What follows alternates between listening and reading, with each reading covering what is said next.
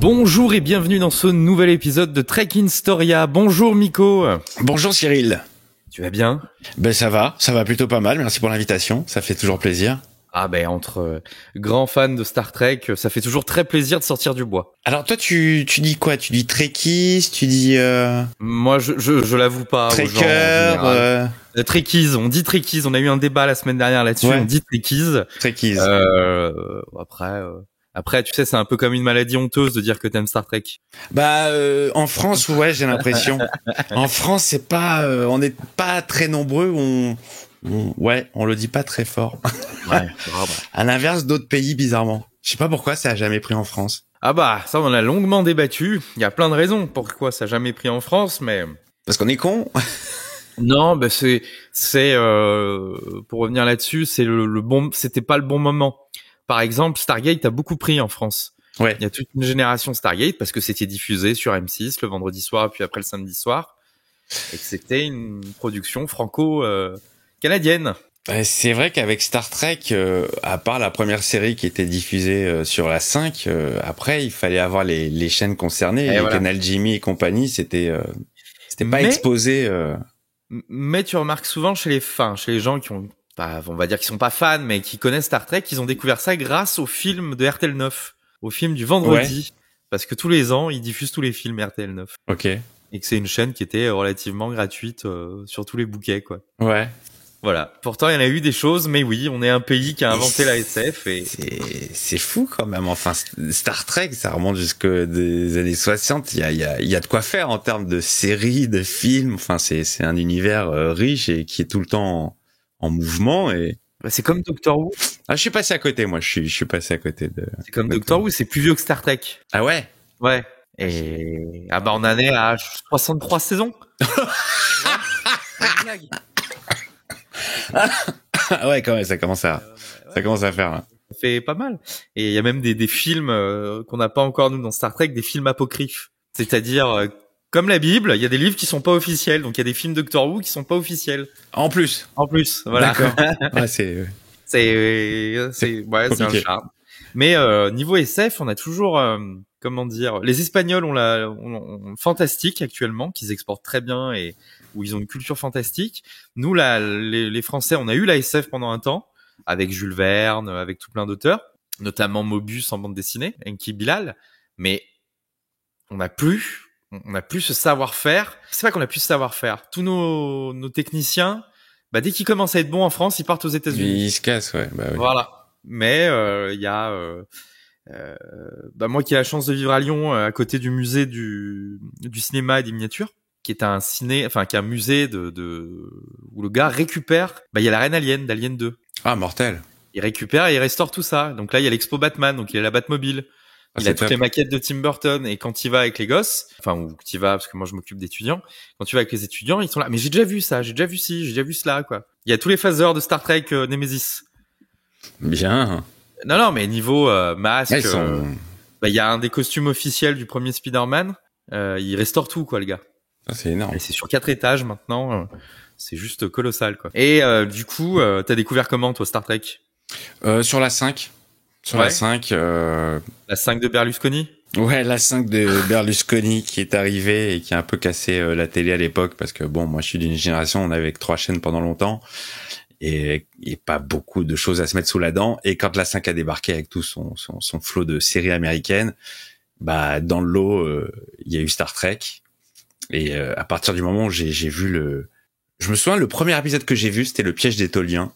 Et je connaissais pas l'équipage, je ne connaissais pas les liens entre les membres, et pourtant j'avais de l'empathie pour ce capitaine. Je m'inquiétais, je me dis qu'est-ce qui se passe, il est coincé entre deux univers, et ça m'intriguait. Et j'ai toujours été branché espace et extraterrestre et compagnie.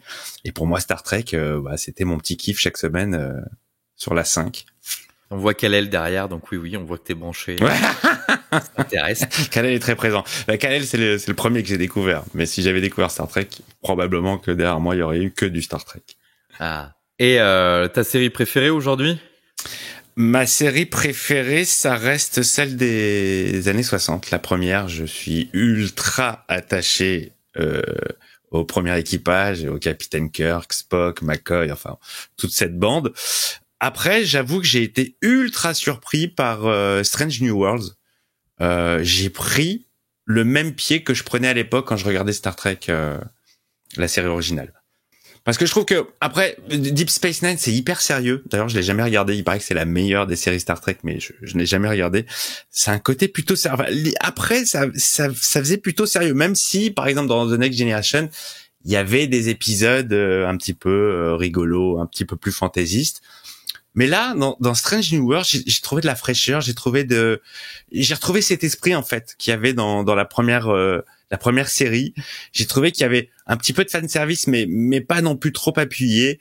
J'ai trouvé qu'il y avait un bon équilibre entre la technologie de maintenant, parce qu'évidemment qu'ils peuvent pas recréer. Enfin, ça serait complètement bizarre de revoir des camps en carton-pâte et enfin voilà. Mais ils ont quand même réinjecté les bruitages de l'époque, certains visuels.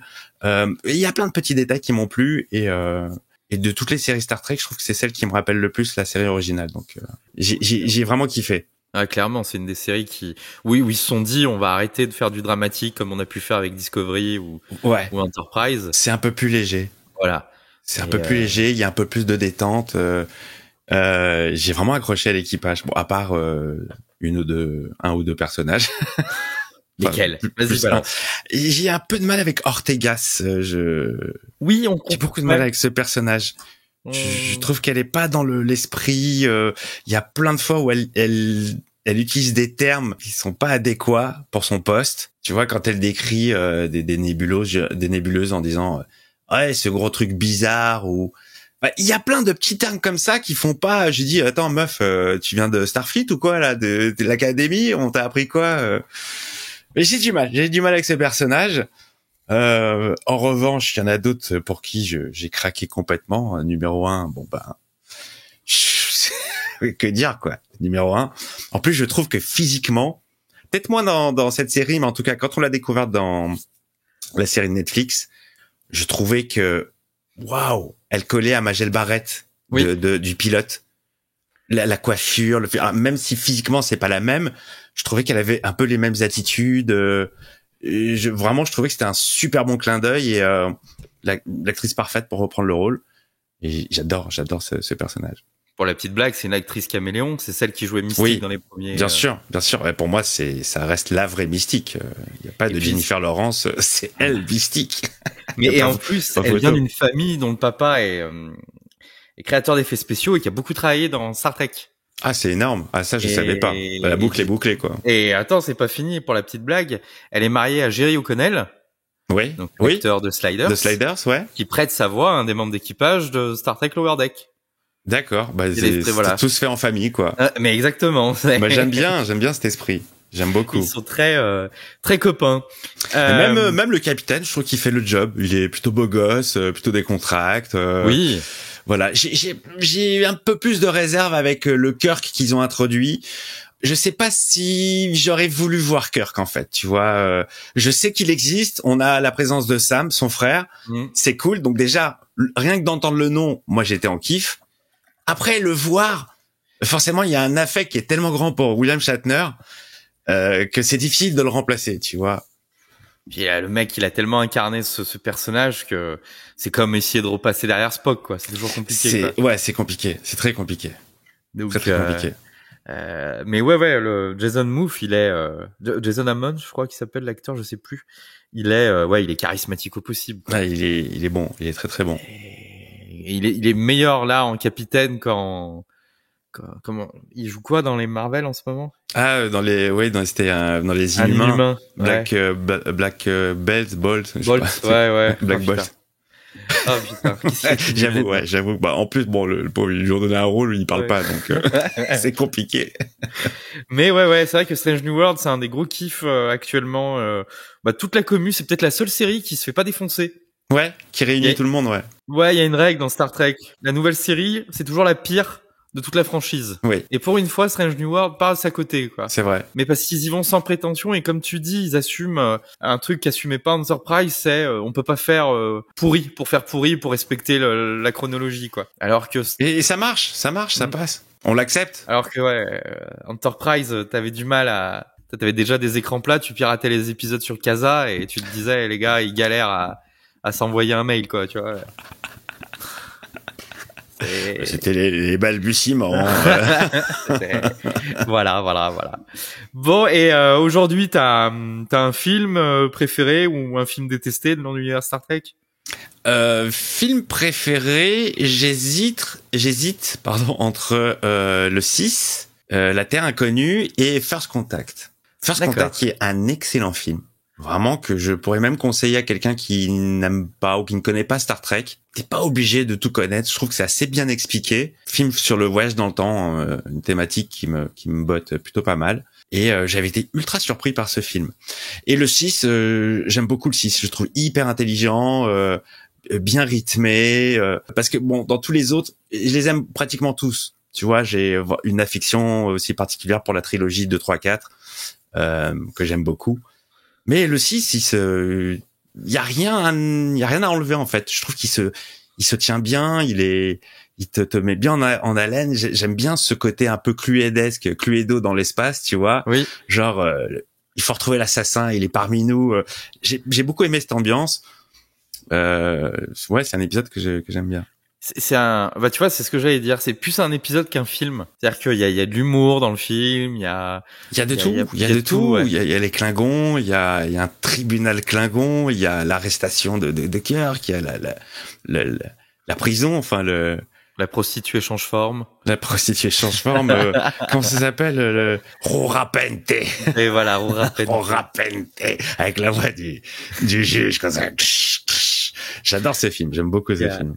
Qu'il y a un univers dans ce film, quoi. Et c'est vrai que First Contact, rien que pour la vanne, dans le futur, on est en guerre contre les Suédois.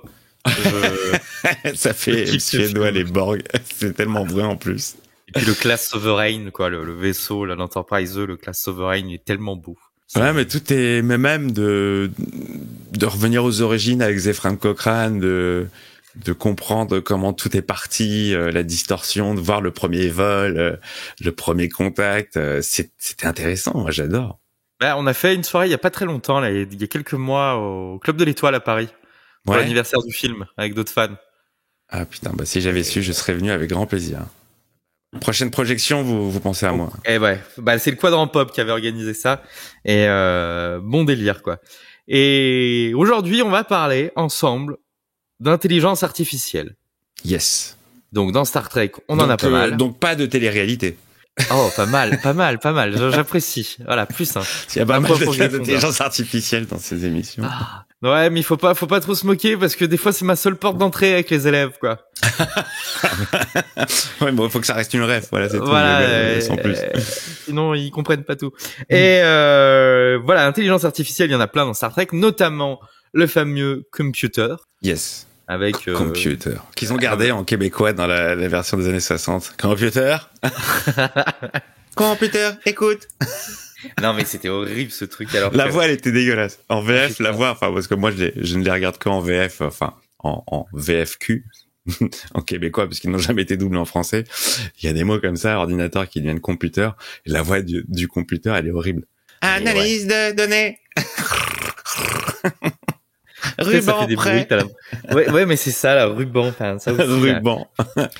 Mais ça existait pour de vrai, tout ça. Et du coup, dans Star Trek, on a pas mal de formes de vie, d'intelligence artificielle. On a le fameux Data. Oui.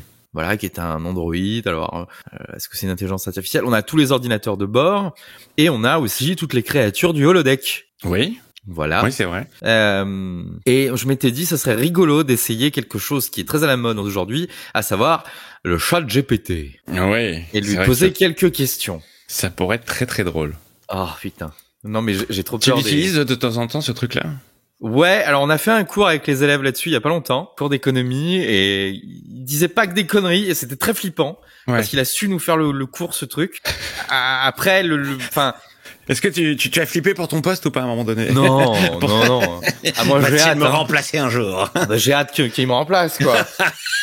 Mais qui se tape les élèves à ma place. Non mais c'est pas mais c'est pas tant ça, mais j'ai des élèves qui ont la phobie de ça. Ouais. L'autre jour, j'aurais amené un robot Pepper, donc un petit robot tout mignon là. Ouais.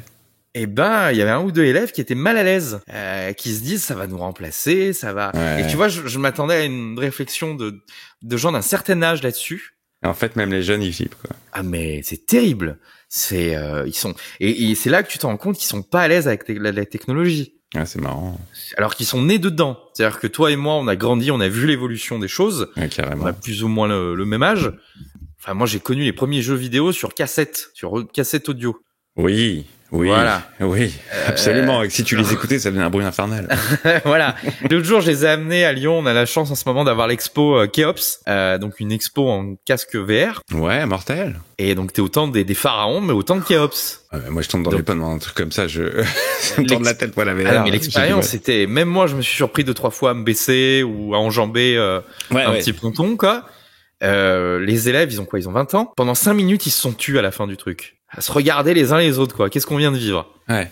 Et ils étaient là, mais on n'a plus besoin de voyager. Je dis, mais c'est pas qu'on a plus besoin de voyager, c'est qu'on peut voyager différemment maintenant. Oui, c'est ça, oui.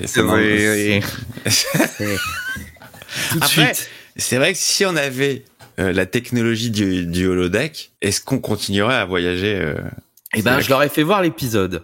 Ouais. Je leur ai fait voir 1 ou 2 épisodes de holodeck, en leur disant, c'est ça l'avenir du divertissement. Ça va être d'être dans le film. Ouais, carrément. Et mais c'est pas palpable, voilà. Mais non, ils ont très peur de ça, et donc avec ChatGPT, ils étaient là, mais on peut faire nos devoirs avec. Je disais, mais carrément, vous pouvez faire vos devoirs. On le sait déjà que vous allez sur Google Trad pour faire vos cours d'anglais, et on le voit. Mais comment? Bah parce que vous avez recopié bêtement. Et ChatGPT, il recopie bêtement des choses. Ouais. Et des fois, mais c'est comme tout, quoi. Il faut qu'il apprenne, et là où il n'y a pas par exemple, l'expérience humaine, en leur disant, bah voilà, si vous faites tel type de société pour tel type d'événement, faites attention parce qu'il y a une clause sur tel machin, sur tel truc, sur tel bidule qui fait que la TVA va être appliquée. Ça, ChatGPT, il peut pas te le savoir. Ouais, d'accord, ok. Voilà, tu vois, il y a des nuances. Ouais, c'est des petits détails. Et de l'expérience, voilà, mais ça va venir. Génial. Parce qu'il apprend vite, j'imagine. Et encore une fois, ce qui est très intéressant par rapport à cette génération future, c'est qu'elle ne sait pas chercher l'information. Donc on va voir avec ChatGPT sur des questions assez simples et assez polémiques. Qu'est-ce qu'il va nous dire? Alors, moi j'ai déjà une question à poser, une question un peu de connard. Qui va être? Pourquoi Star Trek c'est mieux que Star Wars? Et tu crois qu'il a un avis sur la question? Ah, en tant qu'IA, je ne peux pas prendre parti ou de préférence personnelle entre Star Trek et Star Wars. Cependant, je peux vous donner quelques éléments qui pourraient expliquer pourquoi certaines personnes préfèrent Star Trek à Star Wars. Déjà, il a un petit parti pris. Ouais. Je note. Exploration et diplomatie. Star Trek se concentre davantage sur la découverte des nouveaux mondes. Ouais. L'exploration de Star Wars et la diplomatie avec d'autres espèces, alors que Star Wars est centré sur des combats et des batailles. Bon. Jusqu'à là, pas faux. Il a pas tort. Alors, pour le moment, c'est la Suisse des IA. Je me mouille pas, mais... Ensuite, vision optimiste de l'avenir. Star Trek présente une vision optimiste de l'avenir où l'humanité a surmonté ses problèmes, n'a pas rencontré Jar Jar Binks, ça c'est moi qui le rajoute, et travaille ensemble... Missa Et travaille ensemble pour explorer l'univers, tandis que Star Wars présente un univers plus sombre ou plus violent, où les personnages sont souvent motivés par la vengeance ou la lutte de pouvoir. Dernier point, philosophique. Star Trek explore souvent des questions philosophiques et éthiques, complexes contre la nature de l'humanité, la morale et la justice, tandis que Star Wars se concentre davantage sur l'action et l'aventure. Cependant, attention petit bémol, il est important de noter que chacune de ces franchises a ses propres forces, et que la préférence peut, pour l'une ou l'autre, dépendra souvent des préférences personnelles de chacun. Ouais, bon, il se mouille pas du tout, il présume en fait... Alors que moi, je suis peut-être le seul gamin qui était super content de voir dans la menace, dans la guerre des clones, que l'Empire prenne le pouvoir, quoi. Je les ai toujours trouvés vachement plus classe que tous ces clodos de rebelles. Ah ben ça c'est sûr, ça bien sûr. Alors, moi quand je joue à Battlefront, je ne joue que chez l'Empire. Mais voilà, on est d'accord. Je suis un Stormtrooper, bien sûr. Bon, et toi qui as un peu de notoriété, il faut que tu milites pour qu'on crée un mode sur Star Wars Battlefront Stargate. Ah ouais, carrément. Ah mais ça serait tellement bien de jouer à ce jeu en mode Stargate, quoi. Crossover. Non, mais il faut le modder, ce jeu. Bon, voilà. Tiens, toi d'ailleurs, tu préfères Star Wars ou Star Trek? Ouais, non, mais c'est compliqué, ça, c'est, comme dit ChatGPT, voilà, ça dépend des sensibilités, ça dépend des humeurs. J'aime les deux font partie de ma vie. J'ai connu Star Wars avant, Moi, j'ai eu la chance de découvrir le 6 au cinéma, parce que bon, les autres, j'étais plus jeune, mais je l'ai dévoré en boucle en cassette vidéo.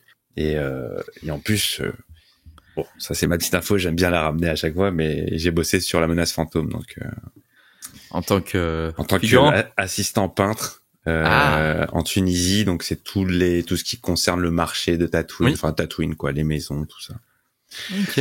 Voilà, j'ai peint les pods de course de Anakin et ses amis. Enfin, je les ai peints, je les ai salis. Donc ça reste un bon souvenir, mais oui, non, mais c'est pas du tout. J'y trouve pas du tout la même chose. Dans l'un et dans l'autre, donc. C'est de la fantaisie avec des boulons, Star Wars. Voilà. Enfin, oui, en plus maintenant c'est malheureusement depuis le rachat par Disney, je trouve que ça a perdu sa prestance, sa superbe. On a perdu le côté événementiel sur Star Wars. Maintenant, toutes les 3 mois, t'as une série, un dessin animé, un truc, un machin. C'est plus comme avant, quoi. C'est plus cette œuvre mythique. Maintenant, il y a des épisodes qui sont nuls, il y a des productions qui sont nazes. Mais comment ça peut rentrer là-dedans? Je sais pas si t'as eu l'occasion de voir la série Obi-Wan, mais j'ai eu mal aux yeux. En fait, je suis comme toi. C'est-à-dire que ce que j'adorais dans Star Trek et Star Wars, c'était le manque. La frustration. C'est ça. Et maintenant, pareil, il y a une série tous les 2 mois dans Star Trek et bon, ça, je suis toujours content de voir, mais il y a plus ce manque. Non, c'est fini. C'est fini. Ou comme tu te disais, gamin, tu te rematais 10 fois la cassette. Ah ouais. Et quand t'avais une nouvelle version de la cassette, tu rematais pour voir les différences, quoi. Ouais, mais carrément. Qu'est-ce qu'ils avaient rajouté ou changé, tu vois. Et tu collectionnais le moindre petite chose que tu pouvais avoir sur l'univers. Ouais, c'est vrai. Et donc, t'avais ce manque qui n'existe plus. Et moi, je me rappelle je suis d'accord avec toi. J'ai le même là-bas. Par contre, les Starnac, là, tu peux pas changer la pile. C'est une batterie interne qui se vend plus. Qui est compliqué à trouver. Ça, c'est dommage. C'est plus qui c'est qui fait ça, là, cette marque, là. Tu as, bon, il faut aller à Forbidden Planet à Londres. Si vous voulez des goodies super cool Star Trek. Mais voilà, t'as plus ce manque. Et c'est vrai que moi, je suis très attaché à l'univers légende finalement dans Star Wars. Ouais. Et j'ai vachement du mal avec tout ce qu'ils essayent de sortir. Parce que ça va avec cette nouvelle façon de consommer. Souviens-toi, avant, on se faisait des compiles de musique, tu vois, de nos musiques préférées. Maintenant, t'as Spotify, t'as Deezer, mec, je sais pas combien de, t'as tout sur toi, tu as accès à tout. Les séries quand elles sortent, avant il fallait qu'on attende une semaine pour avoir notre kiff. Maintenant ils te sortent tout en même temps, tu te la binge watch. T'as complètement zappé ce que t'as vu. Enfin, ça rentre, ça sort, tu passes à autre chose. C'est autre chose. Ah, il manque un truc. Ouais, je suis d'accord avec toi là-dessus, quoi. Mais peut-être parce qu'on est des vieux cons aussi, on est des boomers et. Et qu'on a connu l'attente et oui voilà mais je trouve que c'est pas plus mal. Ouais, bien sûr. Ça permet déjà je sais pas comment t'expliquer, d'apprécier d'autant plus et et tu vois il y avait tellement peu de contenu que du coup t'étais obligé de faire des recherches tout le temps et par exemple moi je sais que ça m'a ouvert ma passion pour la mythologie parce que quand tu regardes Star Wars tu te bouffes un condensé de mythologie et donc t'essayes de comprendre les références, t'essayes de tout lire, tout ce qui passe, quoi. Pareil pour Star Trek et ou pareil pour d'autres séries que j'ai pu bouffer en V. Il y avait quoi, Stargate. Moi, je me rappelle la première fois que j'ai vu Stargate au cinéma, mais ça m'a mis une claque ce truc, quoi. Ouais, c'était fort. Je suis un peu passé à côté de la série, mais j'ai bon souvenir. Le film avec Kurt Russell. Ou pareil, Independence Day, quoi. Les claques que ça nous mettait, quoi. Je me souviens de l'événement quand il est sorti en 96, Independence Day, c'était fou, tout le monde en parlait, il y avait une promo de dingue, t'avais qu'une envie, c'était d'aller voir ce film, quoi. Maintenant, je le revois avec un œil un peu amusé, je dis, c'était mignon, mais c'était assez révolutionnaire dans les effets spéciaux et tout, mais c'est très très bourrin quand même, et très ultra patriotique, American Way, yes, le président lui-même qui est aux commandes du F-16 et tout, et qui y va. Tu voulais être américain à la fin du film, quoi. Tu faisais ta green card. On est tous américains. Non, mais c'est trop ça, quoi. Ah putain. Bon allez, question un peu plus compliquée pour ChatGPT. Quelle est la meilleure série Star Trek? Ah, pas mal. On va voir comment il répond. Quelle est la meilleure série Star Trek et pourquoi la série originale? Comment l'orienter bien comme il faut? Quoique, il commence à répondre ça. La réponse à cette question dépendra en grande partie des préférences personnelles de chacun. Je trouve que cette IA est très... Elle spoil pas, hein, Non, et puis elle est très, comment dire, elle fait attention à ce qu'elle va dire. Oui, elle prend des passettes, quoi. Voilà. Elle veut froisser personne. Ne me débranchez pas, s'il vous plaît. Ouais, c'est ça. Laissez-moi vivre. Il y a plusieurs séries Star Trek, chacune ayant ses propres forces et ses propres faiblesses. C'est pas drôle. Alors, Star Trek des originales séries, donc 66-69, la série qui a lancé l'univers Star Trek, elle suit les aventures du capitaine James T. Kirk et de son équipage de l'USS Enterprise. Bon, après, il est en train. Ouais, bah après, il nous fait des résumés, quoi. Mais c'est totalement ça, là. Il nous arnaque, là. Alors, ce qui est très intéressant, par contre, donc, il nous parle de Next Generation, Deep Space Nine, Voyager, Enterprise. Il nous fait les résumés. Il nous dit encore une fois, c'est pas de savoir quelle est la meilleure série, mais c'est ce qu'on recherche. Très bien, là aussi. Et Discovery, c'est de la merde. Est-ce qu'il le marque, ça? Il en parle pas de Discovery. Ah, très bien. Ça n'en fait pas partie. Il est bon, ce ChatGPT. Je l'aime beaucoup. Il dit quelque chose que tu disais tout à l'heure. Les fans de la série originale. Ah, il y a Cardi qui arrive. Hello. Ouais, il arrive. Les fans de la série originale Star Trek vont préférer aussi The Next Generation parce que les personnages sont plus développés et les scénarios un peu plus complexes. Les fans de Deep Space Nine apprécieront peut-être plus l'exploration de la politique et de la guerre, alors que les fans de Voyager vont plutôt apprécier l'exploration de l'espace et les défis techniques. Oui. Bon. Oh là. Bonsoir. Et Malheureusement, tu ne peux pas. Le Silicon Carbide qui n'est pas passé. De mon retard. Attention, il est belge. Il y a des choses qui sont. Alors, juste un petit point technique. Est-ce que c'est normal que lui il module et que nous on module pas? Oui, c'est normal. Ok. Depuis tout à l'heure, je me dis t'enregistres pas, on parle dans le vide. Oui, pour vous, sur mon écran. Moi, je ne module pas et vous modulez. Ok, voilà. ok. Bon, et tu moi, vois, je me soucie de ton enregistrement de ton podcast. Non, là, j'ai les trois bandes passantes et je vois tout. Là. Bon, ça me faisait flipper. Je dis merde, depuis tout à l'heure, on parle et ça module pas. Alors, Accardi, pour tout dire, là. Arcadie, pardon, pour tout dire. On a demandé à ChatGPT là de nous dire quelle est la meilleure série. Il veut pas se mouiller. Ouais. Donc pendant que vous disiez bonjour, j'ai écrit fait un choix point d'exclamation. Et il me dit en tant qu'IA, je ne suis pas capable de faire un choix entre les différentes séries Star Trek, car je n'ai pas de préférence personnelle. C'est qu'il a vraiment compris le problème que c'était. Je trouve ça assez impressionnant. En vrai, ça témoigne d'un certain sens de la réalité. De la survie. L'intelligence artificielle Star Wars et Star Trek. Ça y est, on lui a demandé, il a pas voulu se mouiller. Ah, il se mouille pas, il fait le Suisse depuis tout à l'heure. Ouais. Je suis presque déçu. Alors, je vais lui demander par contre, quelle est la plus appréciée par les fans? La quoi? La plus appréciée. Quelle est la série la plus appréciée par les fans? Là, il va te ressortir. Cela dépend de la sensibilité de chacun. Tu sens que c'est des Américains qu'on connaît le truc. Ouais. Cependant, hop là. Quelle est la série la plus appréciée par les fans de Star Trek?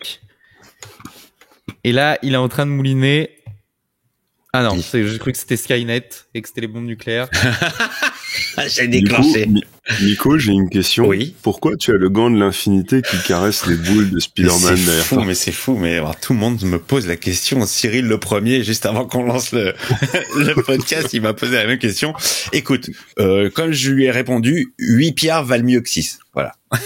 Bien joué, excellente réponse. Cette réponse ne peut être que validée. Merci beaucoup. Allez, en même temps, on m'a tellement posé la question que j'ai eu le temps de trouver une panne. Mais c'est une magnifique collection que je vois. T'es fan de Superman, vraiment. Ouais. C'est je crois que c'est le premier film que j'ai vu en cassette vidéo quand j'étais gamin, donc ça marque un peu les esprits.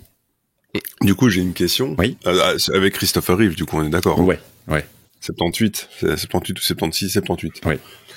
Du coup, j'ai une question. Est-ce que tu te retrouves, tu vois, dans Superman, il y a quand même un idéal d'humanité, un idéal de bonté, qu'on retrouve aussi dans Star Trek. Oui, absolument. C'est pour ça que j'aime les deux. Est-ce que tu trouves Spider-Man pareil, un idéal de bonté? Est-ce que c'est un peu le fil rouge des super-héros et des personnages de fiction que tu aimes bien? Ah, je vois un Scarface. Ouais, oublie ce que j'ai dit. De quoi? Je vois un Scarface en haut à gauche. Un Scarface? Non, je crois pas. Non, c'est non, c'est Lex Luthor. Ah, d'accord. C'est Gene Hackman en Lex Luthor. Ah oui, c'est énorme. C'est vrai qu'il fait un peu Scarface de loin. Mais donc du coup, est-ce que tu as une tendance good guy dans les super-héros que tu aimes bien et que tu retrouves aussi dans Star Trek, qui est quand même un idéal mais complètement, de narration, quoi. complètement. Non, mais t'as raison. J'avais fait le lien inconscient, mais c'est vrai que Superman et Star Trek, ça dégage des bonnes ondes en fait. C'est de la positivité, c'est des. Oui, bon, on le traite de Boy Scout Superman, mais ouais, j'accroche à cette idée, quoi. Ouais, parce Du bien. que en fait le truc qu'il y a, c'est que c'est ça qui est toujours intéressant avec Superman, et c'est un truc qu'on retrouve aussi. Je me permets de faire le lien avec Star Trek, c'est que Superman, il y a une erreur à le traiter de Boy Scout, parce que ça voudrait dire qu'il est fondamentalement entre guillemets fondamentalement gentil, qui fait fondamentalement le bien, alors que c'est quelqu'un qui a décidé de faire le bien. Ouais. Comme dans Star Trek, les personnages de Star Trek ont décidé de tendre vers l'honorable, alors que le Boy Scout, il est par essence, techniquement, c'est plus un Shazam. Complètement. Et beaucoup plus un Boy Scout. Et du coup, je trouve ça intéressant d'avoir vraiment enfin, c'est vraiment ces deux récurrences dans ces deux univers que t'affectionnes particulièrement, quoi. Donc, je me ramène, ça va, en fait, de les tourner. Le mec, il m'a fait une analyse de ma personne, en fait. Tu aimes Superman, tu aimes Star Trek, tu dois être un mec bien. Tu dois avoir des bonnes valeurs. Nous partageons les bonnes valeurs. Et alors, bon. J'ai deux questions, justement, par rapport à ça. Qu'est-ce que t'avais pensé de la série Lois and Clark? C'était sympathique sur le moment parce qu'il y avait pas grand chose à se mettre sous la dent en termes de super-héros, c'est pas comme maintenant, mais bon, c'est plutôt léger et je regardais ça d'un œil en l'oubliant assez vite, quoi. C'était pas. Et maintenant la nouvelle série, donc c'est Lois and Superman. Non, ça j'ai eu du mal. Non, j'ai vu un ou deux épisodes. Déjà, je n'accroche pas au physique de l'acteur, tout simplement. Pour moi, c'est pas Superman, c'est à la limite un mec qui va faire un cosplay de Superman. Superboy. Et encore, même Superboy, la série pourrie des années 80, le gars ressemblait à peu près à Christopher Reeve. Donc il y avait un travail quand même. Mais là, non, j'ai pas accroché. Non. Non, c'est l'acteur est beaucoup trop. Il est pas charismatique, quoi. Il est pas. Ouais, en fait, il est malingre. C'est comme c'est le même problème que Kirk dans Strange New World. Ouais. C'est le gars n'est pas assez faut lui donner à manger. Ouais, c'est il est pas assez rempli pour un Kirk, il est pas assez rempli pour un Superman, tu vois. Il y a un moment, non mais là pour le coup t'as complètement raison parce qu'il nageait dans son costume de Superman, tu vois, il est plié et tout, mais même le costume il faisait un peu cheapos, quoi. Ouais, c'est ça, quoi. Après j'ai du mal à accrocher. Moi je suis quand même assez fan non, parce que j'ai regardé la première saison, je suis quand même assez curieux de voir l'évolution parce que j'ai beaucoup apprécié à l'époque, sans avoir tout regardé, j'avais beaucoup apprécié le principe avec Smallville. Oui. Oui. Et en fait, Lois et Superman, c'est Smallville, mais tu fais quoi quand ton gosse n'est pas Superman, ouais. Ton gosse n'est pas Clark Kent, donc c'est pas le bon gars. Il a des problèmes, il écoute Evanescence et compagnie, il doit démerder avec ça. Ouais. Et dans ce côté-là, ça me paraît intéressant. La première saison, c'est un peu... j'ai fini le truc, j'ai fait bon allez, je regarderai bien la suite, mais vaguement. Ouais. Mais il y avait cette petite vibe Smallville que je trouve assez sympa, avec le côté direct épique qu'on peut retrouver dans la série Flash, par exemple. Ouais, d'accord. Excellent, etc. Mais on va revenir sur Star Trek. Il y a d'autres questions que le chat GPT. Que le chat GPT. Ouais, en parlant de chat GPT. Alors justement, je vais demander. Ouais, en plus ouais. Alors lâche. Ah putain. Ça pète un chat. Moi j'ai un petit chat, j'ai jamais entendu péter. Ah bah. C'est très rare, mais c'est infectieux. C'est infectieux. Gaz moutarde direct. Ça y est, voilà. Point Godwin. Le débat. Voilà. Pas point Godwin, pas moins Godwin. Toujours 14-18, c'est 14-18, c'est pas point Godwin. Point pré-Godwin. Voilà. Alors, j'ai demandé justement quelle est la série la plus appréciée par les fans, et il me dit en grosso modo, c'est Star Trek The Next Generation. Notamment à cause des prix qu'a gagné la série au fil des ans. Ouais. Ce que je trouve pas faramineux comme excuse, parce que oui, c'est pas gage de c'est pas. Ouais, si elle avait pas été annulée au bout de la saison 4 aussi, TOS, peut-être que elle aurait pu je pense qu'en fait, je me demande si c'est pas parce que donc c'est TNG, hein, c'est ça? Ouais. Bah, TNG, c'est le grand retour de Star Trek qui s'implante vraiment à l'époque de TOS, genre tu vois, mon père, il avait pas de télévision. C'est beaucoup plus tard où la télévision est arrivée un peu partout, et on a consommé en masse. Si on consomme en masse, c'est TNG. Genre justement, quand on en parlait l'autre fois avec, j'ai discuté avec des Italiens. Le mec, il m'a parlé de l'amour de toute une génération pour TNG spécifiquement, plus que pour les deux autres séries. Donc, à mon avis, je pense que effectivement, c'est celle qui a beaucoup plus marqué le monde des fans, qui a peut-être généré beaucoup c'est ça, dans une autre mesure, c'est un peu la KTL pour une génération, notamment moi, qui ai découvert vraiment Star Trek grâce à la KTL. Parce que ce jour-là, tu vas au cinéma, le rayonnement est beaucoup plus grand, la prod est beaucoup plus impressionnante, et tu te le prends dans la gueule, quoi. Donc, ça m'étonne pas que TNG c'est marqué à ce point les gens, quoi. Et toi, Miko, t'as découvert vraiment avec TNG ou Non, moi comme je disais à Cyril, j'ai découvert la série originale sur la 5 à l'époque quand ça a débarqué, et dès que mes yeux se sont posés sur la série, j'ai plus lâché, quoi. Ah, c'est cool. J'ai accroché direct. Et du coup, après, c'est peut-être déjà des questions qui ont déjà été posées, mais du coup, pourquoi toi spécifiquement? Qu'est-ce que t'as vraiment aimé dans Star Trek? Le truc qui t'es dit, putain... ça me changeait de mon quotidien. J'aime toutes ces questions. Est-ce que nous sommes seuls dans l'univers? Est-ce qu'il y a d'autres races? Est-ce que l'homme peut évoluer? Est-ce qu'on peut sortir de notre condition? Est-ce que on peut être mieux que ce qu'on est? Est-ce qu'on peut dépasser toutes ces problèmes de merde comme le racisme, l'antisémitisme, le transphobisme, enfin tous ces trucs-là, quoi, tout ce qui se finit en isme, et on peut pas tous être copains, et parce qu'on est tous pareils, et qu'on est tous sur la même planète. Voilà. Et puis c'est mon côté, oui, un peu rêveur, un peu dans l'espace, dans la lune. Donc tout ça réuni, oui, forcément, c'était pour moi, quoi. Je suis un grand fan de science-fiction, de fantastique, donc ça répondait à mes attentes à l'époque. D'accord. Ah, c'est cool, ça. Tu as lu le livre La faune de l'espace de Robert E. Vogt? Alors, je suis pas très lecture. Je sais pas si ça se fait de le dire, mais j'ai un peu de mal. Je fais du déficit d'attention. J'ai du mal à me fixer sur des livres. J'ai pas lu beaucoup de livres dans ma vie, mais un des rares que j'ai lu, c'est les mémoires de William Shatner. Un livre, un pavé, mais grand comme ça. Et je te jure, je l'ai lu de bout en bout.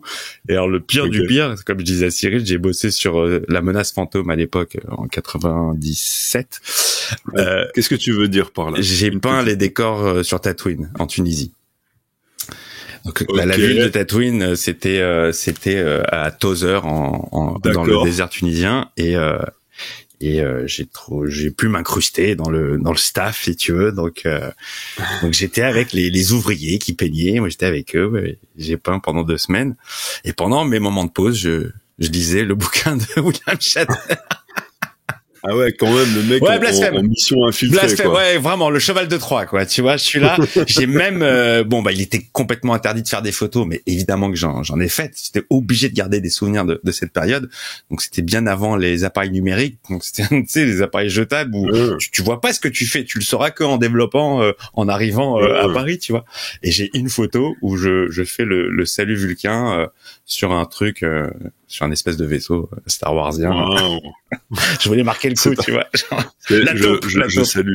Ah non, mais je salue le geste. Voilà. Franchement, félicitations. Mais crois-moi que si j'avais été sur le tournage d'un Star Trek, j'aurais dit que la force soit avec vous. C'est mon esprit de contradiction, tu vois. Oui, je vois. Tu sais, c'est comme on voit notre bon Cyril, hein, qui dans un podcast Star Trek a un t-shirt Star Wars, et en plus, et attends, en plus, t-shirt post-logie qui, comme tout le monde le sait, n'existe pas. Évidemment. Bien sûr. C'est dans le foutage de gueule extrême, quoi. Enfin, alors, j'ai quand même fait un putain d'effort parce que juste avant, j'avais un sweatshirt Star Wars, et j'ai regardé dans mes fringues si j'avais un truc Star Trek. J'ai que des t-shirts et je me les pèle un peu. Donc j'ai mis NASA. Je me dis c'est ce qui va se rapprocher le plus. Ouais, j'ai pas osé garder le Star Wars, mais je vois que j'aurais pu peut-être. Non, en dessous c'est Zelda, donc voilà. Hein, c'est pas mieux. Mais... voilà, qui t'a blasphémé, allons-y. Mais surtout que moi, à chaque fois que je vais voir un film Star Wars, j'y vais cosplayer en Star Trek. Ah ouais. C'est vrai. Oui. Waouh. J'y vais comme ça à chaque fois. C'est le mec qui se trompe de licence. Comme dans Big Bang Theory, comme fait l'acteur qui joue Will Wheaton. Il arrive pour le dernier film Star Wars là, tout habillé en gueulant, c'est de la merde Star Wars et tout. C'est drôle. On peut choisir. Ah, ça fonctionne. Bonjour. Bonjour le peuple. Bonjour Arcadie. Bonjour le peuple. Bonjour Miko. Une bonne tête. Toi, t'as Une tête de bûcheron un peu. C'est peut-être la chemise à Merci. carreaux. Ouais, on me le dit souvent. On me le dit Bûcheron souvent. belge. Il a l'air balèze, Arcadie. Pas le faire yesh. Faut pas l'emmerder. Mais on peut. Moi, j'ai beaucoup d'humour, Je suis belge, hein, donc je n'ai pas de. J'ai beaucoup de. Donc moi, du haut de mon 1m60, on peut me faire chier, c'est ça. Attention, je le prends mal. Exactement. Mais non, tu es français. Voilà, c'est le français qui parle là. Ah, il y a toujours cette histoire de Coupe du Monde qui passe pas, c'est fou. Ah, voilà. Et voilà. Tu sais que j'ai vu un move comme ça, hein, c'était impressionnant. C'était donc chaque fois que tu croises un Français, oui, champion du monde. Et puis le jour, donc t'as la France qui tège la Belgique. Le lendemain, il y a un pote qui est venu à Bruxelles pour faire un concours de danse qu'il a gagné avec un t-shirt de Mbappé. C'est histoire d'être bien. Donc il est venu à Bruxelles, il a commencé à faire son truc de danse, il gagne, il prend le prix, fait merci monsieur, et il s'en va. Le seul jusqu'au bout, quoi. Français, quoi. Suite, les Français. Donc voilà, excuse-moi, je t'ai interrompu du coup, Cyril, tu voulais dire, tu avais préparé un Satané truc. camembert. Oui. Nouvelle question. Oui, la nouvelle question, c'était quel est le meilleur capitaine dans Star Trek pour les fans? Parce que si on demande à ChatGPT de choisir, il choisit jamais. Ah, il se mouille pas. Ouais. Un vrai homme politique. Langue de bois jusqu'au bout. Encore une fois, là, il est en train de me faire une remontrance, je le tiens à le dire. La réponse à cette question dépend des préférences personnelles de chacun des fans de Star Trek. Ah non. T'as l'impression d'être, tu sais, comme dans les dictionnaires où tu as un verbe où il te dit, genre un montreur, c'est un mec qui montre, et quand tu vas voir le mec qui montre, il dit, c'est quelqu'un qui montre. Ouais, ça se renvoie la balle, quoi.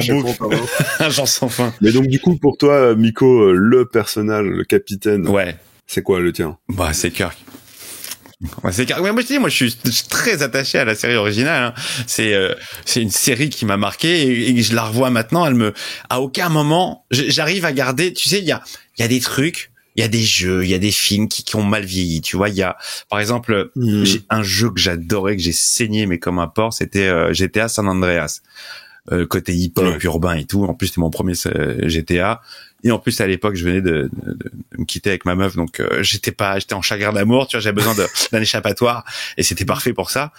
Et quand j'y ai rejoué récemment, je suis oh là là, mais comment j'ai pu kiffer, quoi. Il y a pas de texture, c'est que des polygones, l'animation elle est Star Trek.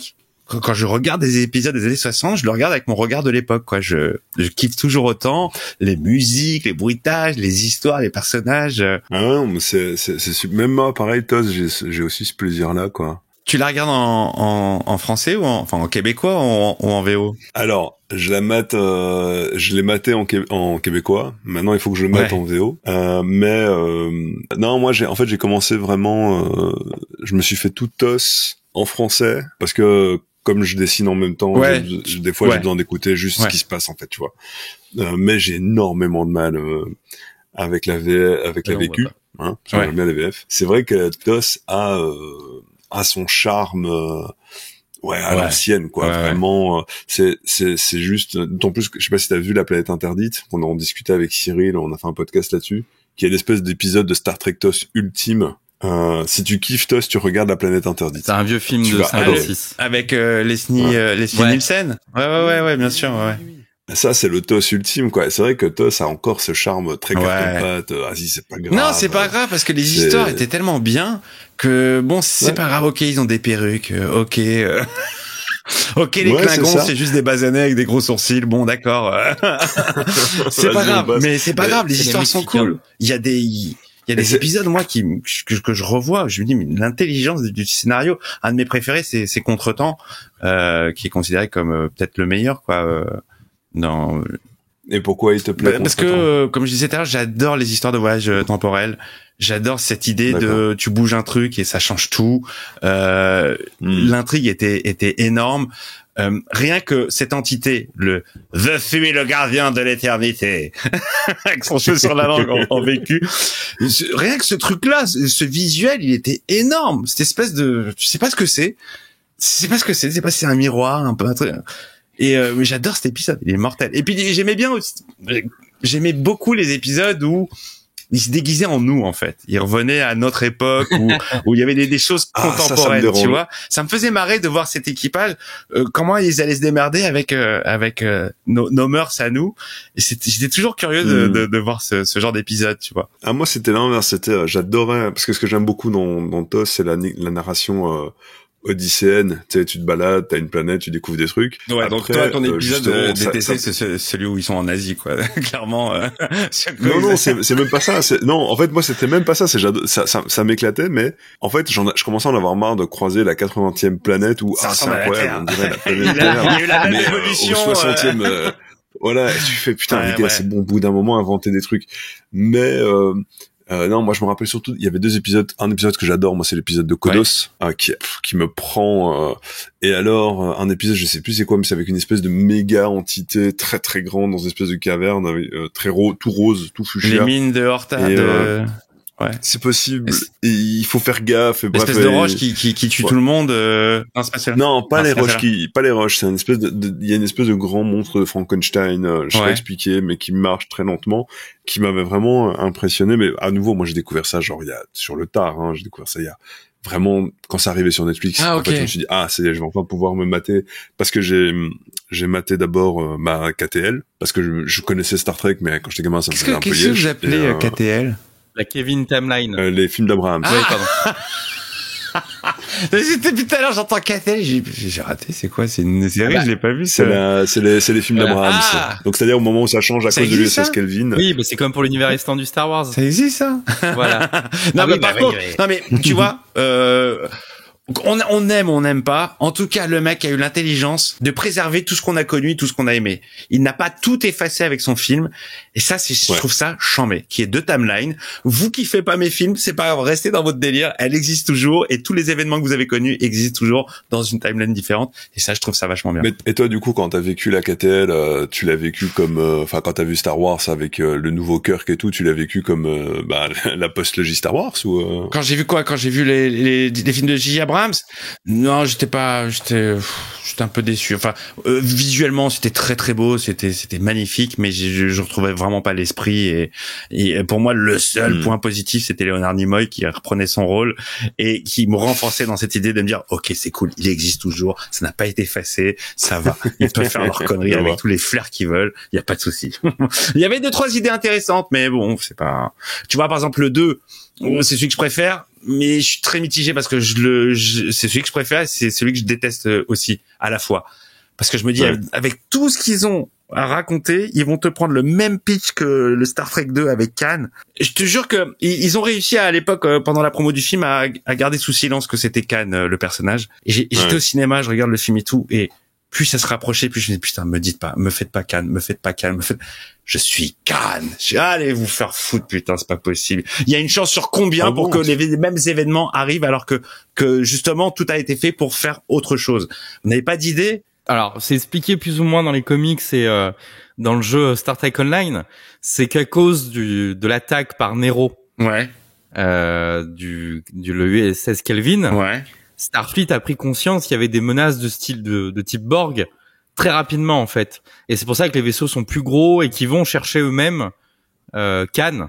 Ouais, ils réveillent Khan en peur de l'attaque. J'ai trouvé ça un peu facile, quoi. Les mecs, ils se sont dit, alors attends, c'est qui le méchant le plus emblématique? C'est Khan. Bon, on va leur foutre du Khan et puis voilà. Alors, je suis d'accord. Après, je trouve qu'ils ont quand même réussi, grâce au premier film, et une idée très simple du premier film, à le valider. C'est-à-dire qu'en fait, dans le premier film, le principe, c'est de dire que même si la timeline change, cet équipage-là est tellement important pour l'univers. C'est un peu l'espèce de point de référence dans l'univers trekien, qu'il faut que peu importe comment ça se passe, ils se retrouveront et il y aura le trio McCoy, Kirk, machin. Et moi, je considère que, du coup, on pourrait dire qu'effectivement, Khan est un des événements majeurs de l'univers de Star Trek, parce que je veux dire, le mec, il est apparu dans un épisode. Et puis après, il faut le faire revenir dans un film, c'est le meilleur de tous les films. Mais non, mais l'idée, déjà, elle est dingue, quoi, parce que, bon.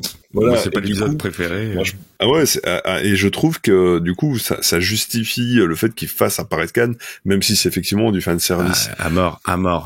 Non, mais toute la fin qui est en miroir avec l'épisode, avec le deuxième film où on inverse les rôles entre Kirk et Spock et c'est les mêmes.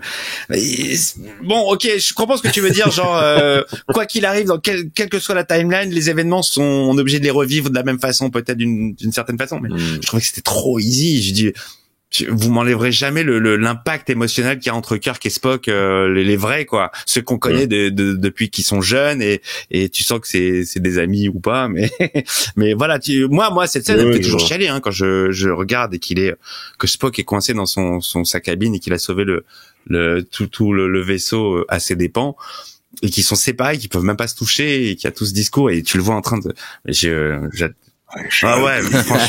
franchement c'est énorme. Et Non, je disais que justement la saison 2 de Star Trek Picard avait joué là-dessus aussi. Il y a plein de références à Khan dans la saison 2 de Picard. Ah bah saison 2 de Picard, je crois qu'ils sont allés chercher à boire et à manger, mais dans tous les sens. Alors que la saison 3 elle est cool. Ah, j'ai pas encore commencé parce que la 2 elle m'a un peu calmé. Je l'ai préférée à la première, mais c'est parti un peu dans toutes les directions et justement je trouvais que too much quoi. Le machin de Data, le projet Khan, truc mush. Les gars, centrez-vous un peu. René, Q, même comment elle s'appelle, Whoopi Goldberg jeune. Voyage dans le temps. Boire à manger. Il est trop too much. Ils m'ont perdu un peu. Bon, après la saison 3 de Picard. Les Borg, j'avais oublié la Borg, j'avais oublié. Il y a trop d'éléments, quoi. Trop. La saison 3 de Picard, par contre, c'est en mode Space Cowboy avec le film, tu vois, avec Clint Eastwood. Oui, ok. Les vieux qui apprennent du service. Les vieux qui apprennent du service et qui sentent qu'ils sont vieux, qui en ont marre, quoi. Et que tout le monde leur font comprendre qu'ils sont vieux. Ah bah Patrick Stewart, ça commence à se voir. Ah mais pareil. Et puis le nouveau capitaine qui t'ont trouvé là, qui les subit plus qu'il les accompagne. Ouais. Mais il est tellement à la fois connard et tellement tu le comprends. En mode bonjour, on aimerait prendre votre vaisseau pour aller voir un truc qu'on n'a pas le droit. Et le mec il fait non, et il se barre. Bah ta gueule quand même, voilà. Et après, qu'est-ce que vous venez foutre sur mon vaisseau? Bah on venait faire une inspection de routine. Et il leur fait je vous préviens, on n'a pas de planète à détruire, pas de peuple à sauver, pas de vaisseau à détruire, et puis vous allez vous faire chier là. C'est drôle. Ouais. Mais et du coup par rapport au fait que effectivement Stewart il devient vieux, moi ça a été dans le dernier Doctor Strange, quand il arrive dans le Mazar. En plus là il y a le côté une espèce d'énorme boîte à chaussures qui est en train d'avancer tout seul. C'est putain, le mec faut le faire calmer quoi. Il y a un moment, offrez-lui une fin digne parce que là il fait mal au cœur quoi. Mais après je crois qu'il avait réussi à poser, j'ai pas tout maté de Picard, mais je crois que dans Picard il avait quand même réussi à donner malgré le côté vieux cette espèce de noblesse, tu vois, il avait encore cette énergie pour pouvoir donner la noblesse de son personnage. Oui, tu sentais pas que l'acteur il reste donné, quoi. Ils lui mettent des sidekicks, tu vois, des gars pour se battre à sa place quoi. Ouais. Des gars qui sont là pour le protéger, plus jeunes, et tu sens que il est frêle et tous les Rikers, mais que du coup il a que son expérience à amener quoi. Voilà. Je vois. Mais même que là son expérience commence à plus à être adaptée au monde dans lequel il vit. Dans la saison 3, il commence à faire des erreurs quoi. Ah ça y est. Voilà. Pas mal. C'est intéressant, ça. Et Riker lui fait remarquer plusieurs fois qu'il vient qu'il est à côté de la plaque quoi. Ouais, c'est ça, ouais. Tiens, du coup, j'ai une question par rapport à ça, mais du coup Strange New World, t'as regardé? J'ai adoré. J'ai adoré. Pour moi, c'est ce qui se rapproche le plus de la série originale. C'est frais, ça se prend pas au sérieux. Il y a des épisodes sérieux, mais en général, il y a un ton plutôt léger par rapport aux autres. Même, comme je disais, niveau technologique, ça passe parce qu'ils ont réinjecté des visuels. Quand tu vois le pupitre de Spock avec cette espèce de truc blanc et noir, un peu psychédélique, tu sais, qui tombe comme ça. Ils l'ont gardé, les gros boutons, les rubans. Il y a des rubans. Tous les bruitages, c'est les mêmes. Il y a un gros respect, je trouve, et hyper frais. Chaque semaine, j'étais génial, je m'amuse, je découvre, je prends du plaisir, je m'ennuie pas. Alors, est-ce que tu veux voir Miko Arcadie pousser un cri d'effroi? Ouais. Tu sais qu'ils ont prévu un crossover entre Lower Deck et Strange New World. Mais ouais, mais écoute, qu'est-ce que tu veux que je te dise, moi? C'est, écoute, tant mieux, si tu veux. Putain. Hein, ça peut exister, il y a des gens qui veulent voir ça. Moi. J'ai jamais regardé Lower Deck. Regarde pas. Family Guy. Les Griffins. Je connais pas. American Dad. J'aime beaucoup American Dad. Eh ben, tu vas aimer Lower Deck, c'est le même type d'humour. Mais j'ai un souci, pour moi, Star Trek, ça peut être léger, mais ça peut pas être une parodie. Il faut que ce soit autre chose. Alors, tu vois, The Orville, par exemple, moi j'ai adoré The Orville. Oui. Les 2 premières saisons, il y a beaucoup d'humour. Et pour ceux qui aiment pas le côté rigide de Star Trek, regardez The Orville, c'est la même chose, mais vous allez kiffer, c'est plus léger. Ouais. Mais que Star Trek se moque de Star Trek, j'ai vraiment beaucoup de mal. Et surtout, et c'est ça qui est énervant avec qui est énervant avec The Orville, Lower Deck, c'est que The Orville réussit admirablement. C'est moi mortel. je le dis depuis le début, c'est The Orville, c'est ce que Star Trek aurait dû faire. Quand tu penses que ça devait être le nouveau Star Trek, mais ce qui est fou, c'est que ils ont choisi de financer. The Orville et Discovery sont sortis en même temps. Moi, je suivais les deux en même temps. Et je dis, mais si vous voulez voir la série la plus Star Trek, c'est dans The Orville, c'est pas Discovery. Exactement. Et le truc qu'il y a, c'est qu'en fait, l'humour de The Orville est un humour qui soulève les aspects amusants de Star Trek, mais ne ridiculise pas Star Trek. C'est pas parodique. Prétend ridiculiser, soulever les incohérences ridicules de Star Trek en amenant de nouvelles incohérences. Et en fait, chaque épisode, chaque blague qu'ils te font, à part une ou deux blagues qui n'ont rien à voir avec l'univers de Star Trek, mais juste genre ils vont sur telle planète, il y a un concept un peu rigolo, mais toutes les blagues qui tournent autour de Star Trek et de Starfleet et compagnie, ça tient pas, parce que c'est incohérent. Tout le propos, c'est de dire, les gars qui sont sur le pont supérieur, ils sont tellement prétentieux par rapport aux gars du pont inférieur. Et chaque critique, tu peux trouver un épisode de Star Trek qui te dit, non, c'est pas vrai. Non, parce que tel épisode prouve le contraire. Tel épisode prouve le contraire. Et tel épisode prouve le contraire. Et finalement, c'est juste pour faire des blagues edgy, enfin, pas de blagues edgy, des blagues de gamins, tu sais, que, le MCU en est rempli maintenant, c'est trop nul, ça peut pas exister, en vrai. Voilà quoi. Donc c'est Lower Deck, il faut pas regarder et tu me l'as bien vendu, je ne regarderai pas. Et quand ils feront le crossover Strange New World Lower Deck, c'est pas possible. Enfin, je dis déjà Pike best capitaine. Moi c'est mon préféré. Pike, depuis que je l'ai vu, j'aimais beaucoup Kirk, mais moi perso j'aime bien le Kirk des films parce que son côté justement borderline est remis en question par le film. Tu vois ce que je veux dire? C'est-à-dire que quand dans le 2, c'est le problème, c'est dit tu fais n'importe quoi, tu te torches avec la directive première, mais le problème c'est que tu jouis d'une chance insolente et donc t'es incapable de te remettre en question. Et donc tout le 2 en fait, c'est la remise en question de Kirk en tant que capitaine. Donc ça c'est intéressant, mais Pike, il est incroyable dans Strange New World. Il est pas mal du tout. Ah, t'as envie de le suivre. Non mais c'est ce qu'on se disait tout à l'heure, il est beaucoup plus dans ses baskets que dans le rôle de l'inhumain. De Black Bolt. Black Bolt ne parle pas. Oh bordel. Bon écoute, en tout cas... Une petite dernière question peut-être vite fait. T'en as une? Vous en avez une? Quoi? Parce que pour l'instant, toutes les réponses, elle fait, c'est toujours oui, ça dépend. Souvent, pourquoi les Vulcains ont-ils les oreilles pointues? Allez. Pose-lui la question le paradoxe du téléporteur. Est-ce que ça te tue pour de vrai? McCoy, est-ce que quand on passe dans un téléporteur de Star Trek, est-ce qu'on garde son âme? Qu'en est-il de son âme, sachant que tu te désintègres et tu es réintégré et que tu as un nouveau double? Est-ce que tu es toujours toi en fait? C'est ça? De ton âme? Ouais, c'est ça. Est-ce que t'es toujours toi? Alors, est-ce que quand on passe dans un téléporteur de Star Trek, est-ce qu'on meurt? Voilà. Oui, vas-y.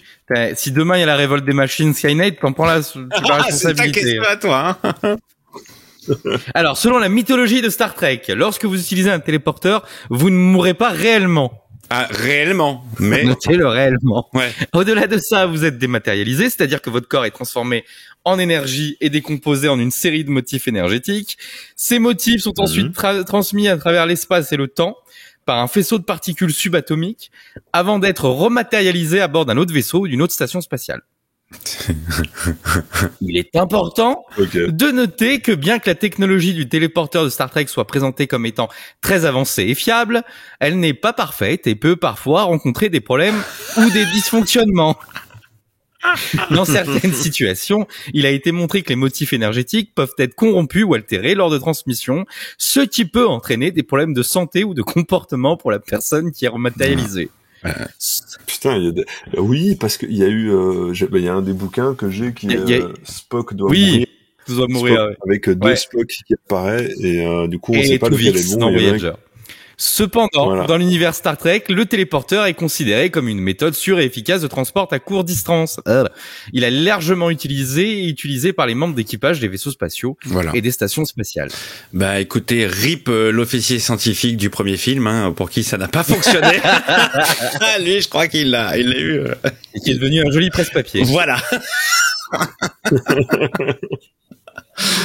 Bon. Et ben voilà, ChatGPT, c'est pas encore ça, hein, ça va pas nous remplacer. Hein. Non, c'est pas pour tout de suite, c'est mais cool. Bon. Voilà. Faudra qu'on reteste. C'est cool. Ah putain. Bon, en tout cas, merci pour ta venue, Miko. Mais merci beaucoup pour l'invitation. C'est toujours un plaisir de parler Star Trek, chose que je ne fais qu'avec mon cousin qui habite en Tunisie et à qui je parle une fois tous les mois, tu vois, une fois par mois.